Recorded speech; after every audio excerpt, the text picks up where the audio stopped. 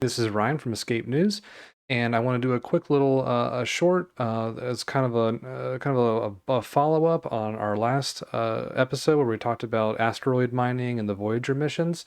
So one of the processing methods that they were exploring. This is way more science fictiony, which is kind of why I kind of cut it from the main content.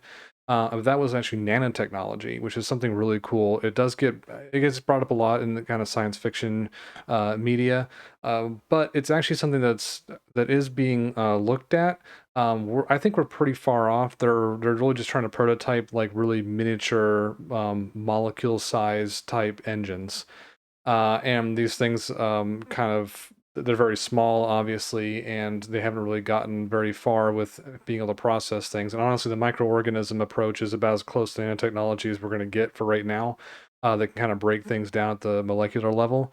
But they are trying to do this nanotechnology stuff, or at least they're exploring a little more of it, but it's very much in its infancy stage. But these are the types of little tiny miniature machines, nano in scale, that would basically be self-replicating. So they would break down some of this iron and different of the components, and then they would probably flood the area with some additional stuff that they might need to basically build more of themselves, and then now they can process more rock.